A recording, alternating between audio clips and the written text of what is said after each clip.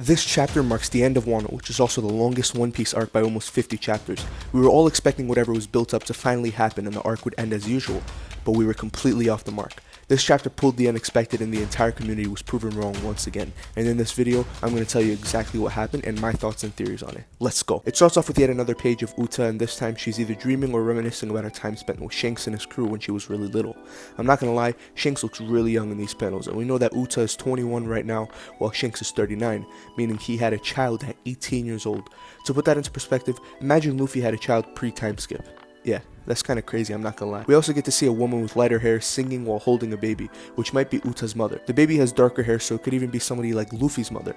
There's so many theories that we could come up with right now, but we need more information. The cover story features Caesar using a gas attack on Germa and Big Mom's crew, and now I'm gonna move straight into the chapter. It starts off with citizens of the Wano capital singing a song that's actually new to the story with lyrics that are clearly about the events at Onigashima. The fact that they've created a song right after those events might be indicating that Bink Saki, which we've heard so many times, is not just a random pirate song, but about a true story. But that theory is for another video. Meanwhile, in a nearby forest, we get an absolute bombshell dropped on our heads. Yamato has decided to stay in Wano and not join the Straw Hat Pirates. The entire fandom, including myself, were convinced that she's become a Straw Hat. She would even have a role as the one writing the logbook. Her reasoning for it wasn't great either, being something along the lines of, I don't understand anything yet, so I'll leave Wano later. I find it disappointing after all the hype and certainty the community had, but it doesn't make any difference to the overall story, so it's not as big of a deal to the One Piece world as it is to the fandom. But what can you do about it except move on? On the contrary, Momonosuke can't move on after the Straw Hats said goodbye to everybody but him and Kinemon. He gets a typical anime flashback, and while of course he and Luffy started off on a bad note, Momo still respects him as though he were his brother. In his dragon form, he runs across the island questioning Luffy's decision. Momo, Yamato, and Kinemon eventually get to the port where Luffy, Law, and Kid are finally putting an end to their alliance.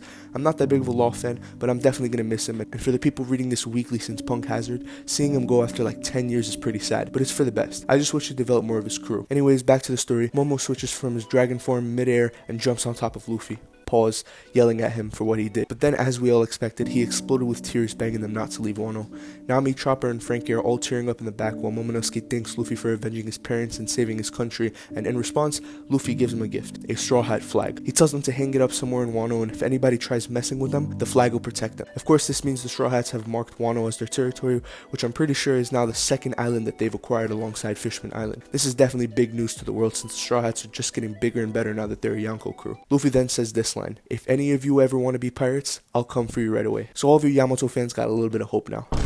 Then the Straw Hats finally set sail after almost 150 chapters. The new tale of Wano spreads across the entire country, and the citizens have finally gained freedom after 2 decades of suffering. Also, Hiyori is racist, and that marks the end of the 4-year arc, the Wano country.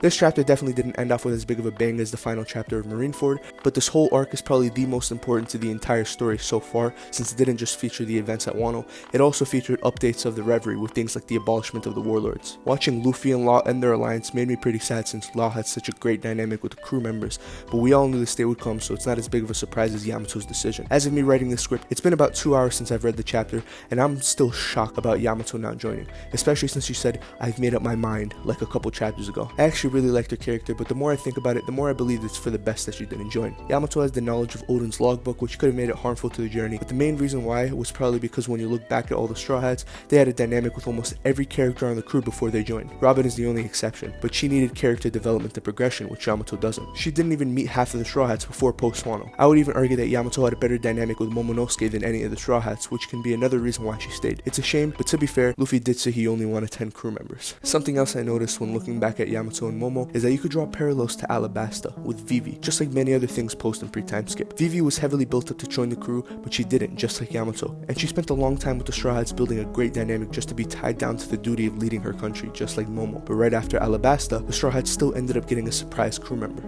So could it be that the same thing is about to happen right now?